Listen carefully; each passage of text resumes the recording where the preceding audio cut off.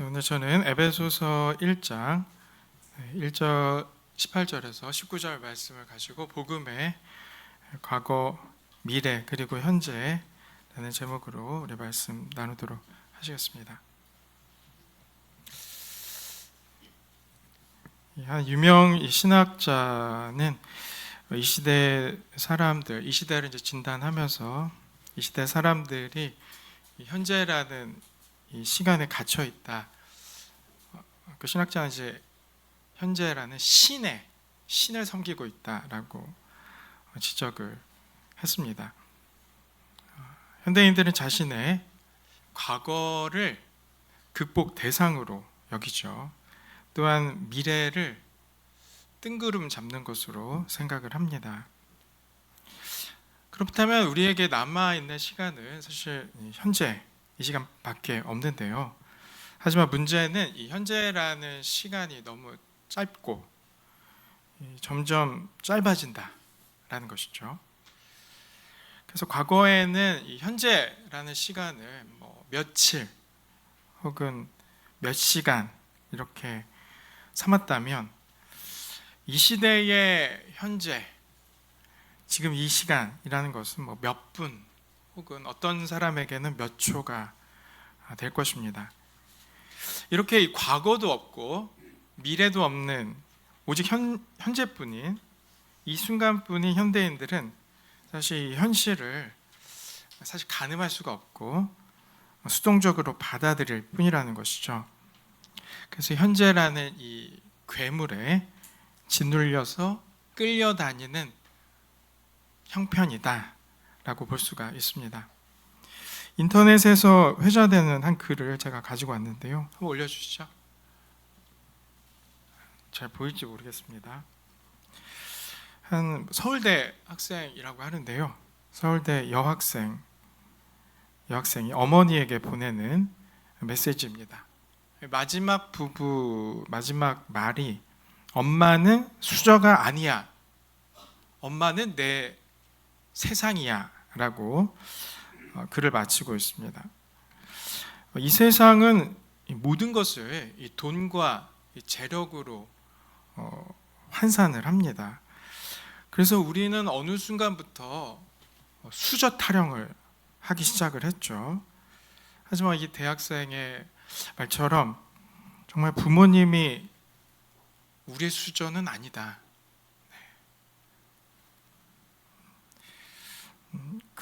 이 딸에게 있어서 이 엄마는 존재의 이유죠. 부모님이 있기 때문에 존재하는 것이고 부모님이 있기 때문에 고난을 당하는 것이죠. 삶을 사는 것입니다. 존재의 이유이고 뿌리다라고 할 수가 있습니다. 자녀는 부모를 통해서 세상을 알고 세상을 보고 세상을 배우고요. 또한 삶의 기쁨과 또 감사와 은혜를 느낍니다. 그렇기 때문에 사실 우리가 말하는 흙수저, 금수저는 사실 헛소리죠. 되지도 않는 말입니다. 정말 이 대학생의 말처럼 엄마는 자녀에게 있어서 그 세상이다. 세상 자체다 라고 할 수 있는 줄로 믿습니다. 제가 이 글을 가지고 온 이유는 이렇게 우리들의 현실을 보지 못하고 우리들이 누구인지를 보지 못하고 수저 타령하는 우리들이 바로 이 현재라는 괴물에 짓눌린 우리들의 모습이지 않는가라는 의미로 함께 나눠봤습니다. 내려주시죠. 그렇다면 우리 그리스도인들은 어떤가요? 우리도 마찬가지로 현재라는 이 괴물에 짓눌려 있진 않습니까? 하루하루를 바쁘게 사시는 여러분들이 그 풍성함을 누리고 계십니까? 또 살아갈 용기와 소망을 가지고 살고 계신가요? 아니면 삶의 무게에 눌려서 아무런 소망도 기쁨도 없이 하루하루 버티고 계십니까? 이 사도 바울은 에베소 성도들을 위해서 기도를 하는데요. 먼저 17절 우리가 지난주에 살펴봤던 말씀, 하나님을 알게 하소서라고 간구한 후에 오늘 본문 18절과 19절 말씀에서 하나님 앞에선 우리가 우리 자신을 알게 하소서라고 기도했습니다. 종교개혁자 존 칼빈은 이 기독교 강요의 첫 장을 열면서 오늘 이 말씀 바울과 동일하게 진술했는데요. 즉 하나님을 아는 지식과 이 나를 아는 지식은 서로 연결되어 있다라고 말했습니다. 우리가 하나님을 알 때에 나를 안다는 것이죠. 그리고 나를 진실되게 바라봤을 때 비로소 하나님을 알 수 있다라는 겁니다. 그런데 이 시대 사람들은 어떻습니까? 하나님을 잊어버린 채, 하나님을 망각한 채 나 자신만을 바라보고 있지는 않습니까? 그래서 결국 나를 그렇게 알고 싶어 하는데 어떤 방법과 수단을 통해서 내가 무슨 생각을 하고 내가 무슨 감정을 갖고 있는지 알고 싶어 하지만 현대인들은 결코 나를 알 수 없다. 나를 잃어버린 채 살고 있다라는 것이죠. 다음 자막 올려주시죠. 러시아 작가이면서 이 로벨 문학상을 수상한 이 알렉산드르 솔제니친이라는 분이 있습니다. 지금은 이제 소천을 하셨는데요. 그는 자신의 이 러시아 고국에서 이 공산주의를 신랄하게 비판을 했습니다. 그로 인해서 이 공산당은 그를 반체제 인물로 낙인 찍었고요. 그렇게 8년을 강제 노역을 당해야 했습니다. 그리고 나서 이제 미국으로 망명을 하게 되었는데요. 사람들이 이 솔제니친에게 물었습니다. 당신은 러시아 혁명이 수만 명의 목숨을 앗아가는 끔찍한 재앙으로 변했음을 목격했는데 그 이유가 무엇이라고 생각합니까? 사람들은 그가 공산주의와 독재자에 대해서 신랄하게 비판을 할 줄 알았습니다. 하지만 솔제니친의 대답은 아주 뜻밖이었는데요. 사람들이 하나님을 잃어버렸기 때문입니다. 왜 러시아 혁명, 왜 사람들이 좋게 살아보자 모든 것들을 바꾸어 나가는 그때에 왜 이런 재앙이 있게 됩니까? 라고 물었을 때에 그 사람이 문제입니다. 그 사람들만 문제입니다. 라고 말하지 않고 사람들이 하나님을 잃어버렸기 때문입니다. 라고 고백을 했다는 것이죠. 하나님을 잃어버렸기 때문에 사람들은 자신을 망각하고 서로에 대한 믿음과 사랑과 온정과 배려를 상실했다라는 것입니다. 과연 공산주의만 그럴까요? 공산주의만 유독 나쁜 사람들이어서 그들 나라는 못 살고 서로 죽이고 행하면서 나아갈까요? 그럼 이 시대는 괜찮습니까? 하나님을 잃어버린 이 시대에 우리는 나를 잃어버린 것이 아닙니까? 이 시대에 참 살기 좋죠. 이 시대만큼 좋은 세상 다시 올까라는 생각을 하게 됩니다. 그럼에도 불구하고 사람들에게 한 사람 한 사람 물어보면 여전히 절망합니다. 이 세상 가운데서도 여전히 절망하죠. 인간은 신이 되려고 합니다. 이제 우리가 신이 될 수 있다라고 말을 하죠. 하지만 여전히 우리는 어떻습니까? 미래를 걱정하고 불안해한다라는 것입니다. 우리가 더 지혜롭지 못하고 더 기술이 발달되지 못해서 부족해서 그런 것일까요? 그렇지 않습니다. 하나님을 잃어버렸기 때문인 줄로 믿습니다. 오늘 저는 본문 말씀을 통해서 주님께서 우리에게 행하신 이 복음의 과거와 미래 그리고 현재를 통해서 하나님을 찾고 또 우리 자신을 찾는 시간을 갖도록 하겠습니다. 먼저 복음의 과거인데요. 하나님께서는 우리를 먼저 부르셨습니다. 에베소서 1장 내려주시죠. 에베소 1장 2절 말씀을 보시면 하나님께서 창세전에 우리를 그리스도 안에서 택하셨다라고 말씀하고 있습니다. 즉 주님께서 우리를 부르신 이유는 우리에게 어떤 가능성이나 어떤 능력, 선한 능력을 보신 것이 아니다라는 것이죠. 오로지 하나님의 깊으신 뜻대로 우리를 구원받은 자로 부르신 줄로 믿습니다. 그러면 이 말씀이 무엇이냐? 부르심의 소망대로 살아가라, 부르심의 소망으로 나아가라, 알라라고 말씀은 그냥 예수님께서 우리를 구원하셨습니다 라는 것이 아니라 우리가 부르심을 받은 자로, 오늘 구원받은 자로 살라는 말씀인 줄로 믿습니다. 여러분, 성도 여러분, 다른 종교들은요, 사람들이 선행, 또 고행, 또 종교적인 의식을 행함으로써 일정 수준에 도달하면 구원받는다, 해탈한다 라고 가르칩니다. 하지만 성경은 어떻습니까? 하나님께서 저와 여러분을 이미 구원하셨다라는 거예요. 이미 구원하셨다는 겁니다. 우리가 선한 일을 해야지 구원받는다고 말씀하지 않습니다. 하나님께서 이미 우리를 택하시고 이미 우리를 구원받은 자로 부르신 줄로 믿습니다. 그러면 우리가 어떻게 해야지 구원받습니까? 라고 묻는 것이 아니라 어떻게 해야지 구원받는 자로 살 수 있습니까? 고민하는 것이 우리가 마땅한 것인 줄로 믿습니다. 이것이 부르심의 소망이라는 것이죠. 어떻게 해야지 구원받습니까? 라는 것이 아니라 이 부르심의 소망은 뭔가요? 구원받은 자로 어떻게 살아야 됩니까? 이것이 부르심의 소망인 줄로 믿습니다. 여러분, 부르심의 소망은 바로 우리가 예수 그리스도를 닮아가는 것인 줄로 믿습니다. 주님께서 가신 그 길을 우리들이 뒤따르는 제자로서 사는 것이죠. 많은 성도님들이 이 과거, 복음의 과거라고 하니까 우리가 과거는 대부분 회상하고 추억하죠. 그래서 복음을 과거에 좋았던 추억쯤으로 생각을 합니다. 그래서 많은 분들이 그때가 좋았습니다, 그때가 참 은혜로웠습니다 라고 우리가 옛 노래를 부른다는 거예요. 하지만 여러분, 복음은 옛 노래가 아니라 영원한 노래인 줄로 믿습니다.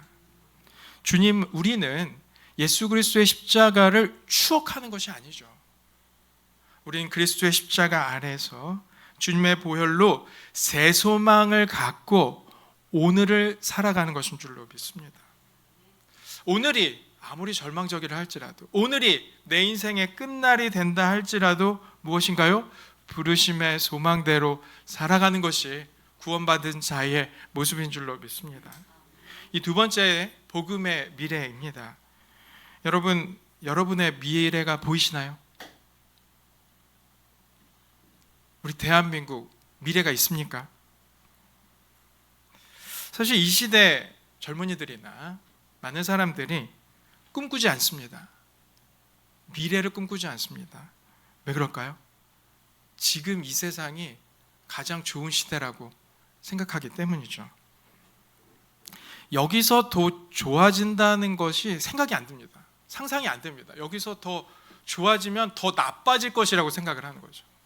지금 이 삶보다, 지금 우리가 누리는 것보다 더 좋아진다? 기대감보다는 불안감이 더할 뿐이라는 겁니다. 여러분, 그러면은 교회에, 우리 갈릴리 교회 미래가 있습니까? 이 시대는 복음을 낡은 것으로 생각합니다. 그래서 젊은이들이 교회를 떠납니다. 어린이들이 교회를 찾지 않습니다. 그러면은 소위 새로운 것들로 우리 교회를 꾸미면 어떨까요? 다른 교회들처럼 정말로 실력 있는 찬양단을 꾸리고 교회 인테리어도 좀 더 모던하게 바꾸고 또 다른 교회들도 다 하고 있는 카페도 좀 차리고요. 그렇게 하면은 부흥이 될까요? 효과는 있을 것 같습니다. 그럼 다음 질문, 더 중요한 질문을 드리도록 하겠습니다. 그렇게 우리 교회에 많은 성도들이 모이고 교회가 부흥하면 우리 교회의 미래가 있다라고 말할 수 있습니까? 그것이 복음의 미래라고 할 수 있을까요? 하나님께서 주신 비전이 그것이라고 할 수 있을까요? 18절 말씀입니다. 제가 읽어보겠습니다. 성도 안에서 그 기업의 영광의 풍성함이 무엇이며, 여기서 말씀하는 이 기업은 회사를 얘기하지 않습니다. 유산, 유업을 의미합니다. 유업은요, 부모가 자녀 혹은 그에 합당한 자에게 물려주는 재물, 땅, 사업 등을 의미합니다. 그런데 성경은 놀랍게도 우리가 그리스도와 함께 유업을 받았다라고 말씀합니다. 또 베드로전서 1장 4절 말씀인데요. 올려주시죠. 우리 함께 읽도록 하시겠습니다. 시작. 썩지 않고 더럽지 않고 쇠하지 아니하는 유업을 잊게 하시나니 곧 너희를 위하여 하늘에 간직하신 것이라. 아멘. 여러분, 우리가 받을 유업이 무엇입니까? 천국입니다. 우리가 받을 유업이 뭐라고요? 천국입니다. 우리 갈릴리 교회다라고 얘기하면 참 좋겠는데, 우리 대기업이다 라고 하면 좋겠는데, 우리가 받을 기업은 천국, 하나님 나라입니다. 이 말씀에서 우리가 주목해야 될 것은 이 하나님 나라가 무엇이냐? 베드로 사도가 뭐라고 얘기했습니까? 썩지 않고 더럽지 않고 쇠하지 않는다. 하나님 나라가 썩지 않고 더럽지 않고 쇠하지 않는다라고 말씀을 하는 겁니다. 무슨 말씀인가요? 하나님 나라는 이 땅의 것이 아니라는 거예요. 이 땅의 것은 썩고 더럽고 쇠하죠. 그런데 하나님 나라는 뭔가요? 이 땅의 것이 아니라는 겁니다. 천국은 하나님의 의와 화평과 기쁨으로 세워진 영원한 나라인 줄로 믿습니다. 한번 죄했다가 흩어지는 것이 아니라, 한번 영광을 얻었다가 사라지는 것이 아니라 영원한 나라로 우리에게 오시는 줄로 믿습니다. 다시 말해서 여러분, 우리가 누려야 될 복음의 미래는 천국을 의미합니다. 오늘 여기 주님을 찬양하고 주님을 믿는 모든 성도들은 천국을 소유할 것이며 천국을 누릴 줄로 믿습니다. 이것이 우리가 받아야 돼, 우리가 누려야 될 비전이다라는 것이죠. 하지만 여러분, 난감한 것이 하나 있습니다. 그것이 무엇이냐면 이 미래를 우리가 만들지 못한다는 거예요. 이 미래를.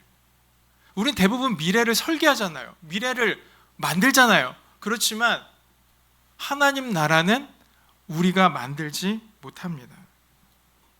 마지막 날에 주님께서 오실 때에 주님께서 우리에게 주실 것입니다. 그의 나라를, 하나님의 나라를, 그리스도의 나라를 우리에게 완성된 나라로 주실 줄로 믿습니다. 우리가 두 가지를 생각하셔야 되는데요. 첫 번째는 뭐냐면 우리가 천국을 만들 수 없다라는 거예요. 왜냐하면 우리는 죄악 덩어리라는 겁니다. 우리는 허물투성이라는 거예요. 우리가 천국을 만들면, 우리가 하나님의 나라를 만들면 어떻게 되겠습니까? 인간의 불안과 인간의 두려움이 그곳에서 그대로 드러날 것입니다. 우리는 천국이라고 만들었는데 뭡니까? 다른 누군가에게는 지옥이 될 수밖에 없다는 것이죠.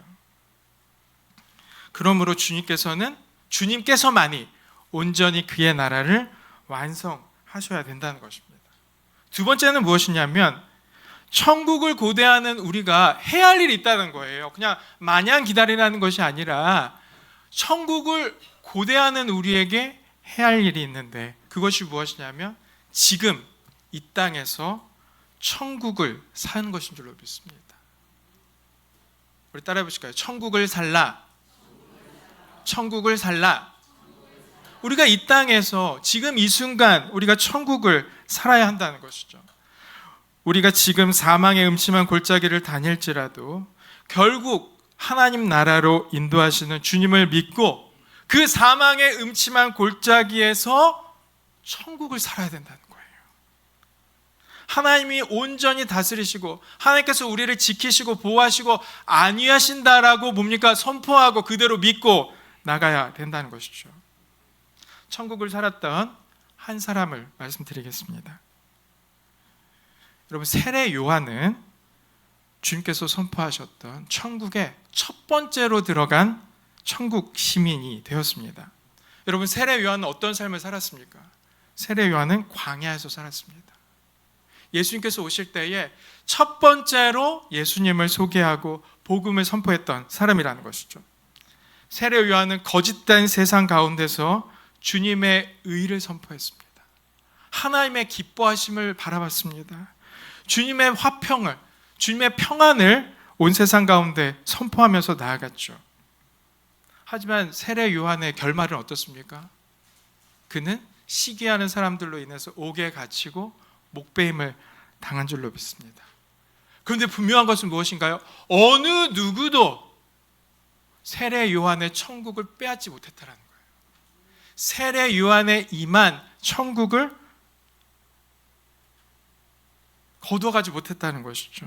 요한은 이 땅에서 천국을 살았고 천국에 가장 먼저 입성한 영광을 누리게 된 줄로 믿습니다. 이제 복음의 현재를 알아야 될 차례인데요. 우리 19절 말씀 함께 읽도록 하시겠습니다.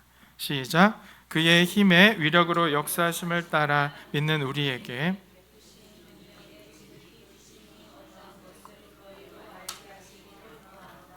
아멘.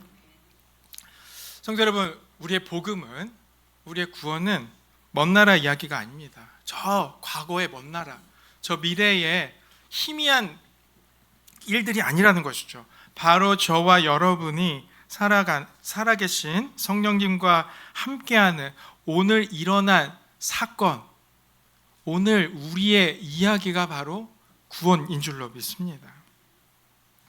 여러분, 우리는 과거를 살지 않습니다.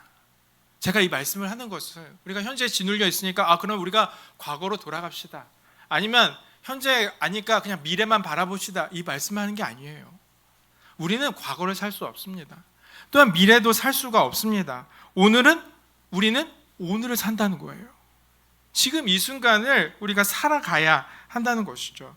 하지만 우리가 세상 사람들과 같이 현재라는 괴물에 눌려 있어서 아무런 소망도 없고 기업의 풍성함도 없이 사는 것이 아니라 무엇입니까? 세상을 이기며 승리를 선포하며 살아가야 하는 줄로 믿습니다. 그러면 우리가 어떻게 승리를 선포하며 이 괴물 앞에서, 이 우상 앞에서 우리가 승리할 수 있겠습니까? 오늘 19절 말씀에서는 무엇이라고 말씀하고 있나요? 그의 힘의 위력으로, 우리에게 베푸신 크신 능력으로 우리가 살아가는 줄로 믿습니다. 이 말씀을 달리 말하면 우리가 성령의 능력을 힘입어서 성령 충만한 삶을 살아야 한다는 것이죠. 여러분, 성령 충만함은 저기 기도원에 가서 우리가 며칠 금식하고 주님 앞에 간구하며 구할 때 주님께서 신비한 것들을 바라보고 신비한 것들을 주시는 것들이 아니라, 이 말씀에서 성령 충만함은 뭡니까? 하루하루 날마다 우리의 삶의 현장 가운데, 우리들이 가정 가운데, 우리들이 직장 가운데 무엇입니까? 주님의 말씀대로 살아가는 겁니다. 성령 하나님께서 우리에게 말씀하시는 대로, 성령 하나님께서 우리에게 힘을 주시는 대로 주의 말씀대로 살아가는 것이죠. 우리가 주님께서 주시는 신비한 능력과 신비한 체험들을 했다고 해서 우리가 우리의 삶을 엉망진창으로 살아간다면, 내 마음대로 내 뜻대로 살아간다면 그것은 성령 충만함이 아닙니다. 성령 충만함은 뭔가요? 모든 영역 가운데, 모든 삶 가운데 성령 하나님의 인도하심 그대로 믿고 나가는 것인 줄로 믿습니다. 여러분, 우리가 성령 충만했다고 해서 세상의 어려운 일들과 세상의 괴로운 일들이 순식간에 사라지지 않습니다. 우리에게 닥쳐있는 어려운 일들을 우리가 뭔가요? 하나님의 능력으로, 성령 하나님의 위력으로 힘입어서 우리가 승리하게 되는 줄로 믿습니다. 성령 충만한이라는 거예요. 주님께서 그냥 조언해 주시고 이렇게 한번 살아볼래? 이렇게 한번 우리들이 살아보자 라고 말씀하시는 것이 아니라 감당할 수 없는 능력과 은혜를 부어주신 줄로 믿습니다. 그래서 우리는 뭡니까? 우리의 절망과 우리들의 괴로움 가운데 뭔가요? 넉넉히 이길 힘을 갖고 오늘을 살게 되는 줄로 믿습니다. 말씀 맺겠습니다. 성도 여러분, 우리는 지금 여기에 살면서 오늘 주어진 상황과 여건에 기대어서 사는 자들이 아닙니다. 우리는 지금 여기서 영원을 사는 자인 줄로 믿습니다. 제가 계속 과거와 미래와 현재를 말씀드리면서 영원한 부르심, 영원한 노래, 영원한 나라, 성령 하나님, 영원하신 하나님에 대해서 말씀드렸어요. 이것은 무엇이냐면 우리가 이 현재를 살면서 이 순간을 살아가는 존재이면서 뭡니까? 우리는 영원을 사는 줄로 믿습니다. 우리가 영원을 살아간다는 거예요. 예수 그리스도의 십자가가 먼 과거의 이야기가 아니라는 겁니다. 저 천국이 먼 이야기가 아니라는 거예요. 지금 이 순간에 뭔가요? 부르심의 소망을 갖고 사는 것입니다. 천국을 사는 것입니다. 성령 하나님의 인도하심을 갖고 사는 것입니다. 그때 우리가 현재라는 이 괴물 앞에서 우리가 승리하게 되는 줄로 믿습니다. 신앙의 도전 앞에서 우리가 주님을 선포하는 줄로 믿습니다. 우리를 괴롭게 하고 우리를 넘어뜨리려고 하는 모든 것 앞에서 주의 말씀대로 성령 하나님의 인도하심대로 나아가는 줄로 믿습니다. 주님께서 결국 우리를 승리케 하여 주시고 결국 우리를 주의 나라로, 하나님의 나라로 인도하시는 주님이심을 믿고 나아가시는 여러분 되길 간절히 축원드립니다. 기도하시겠습니다.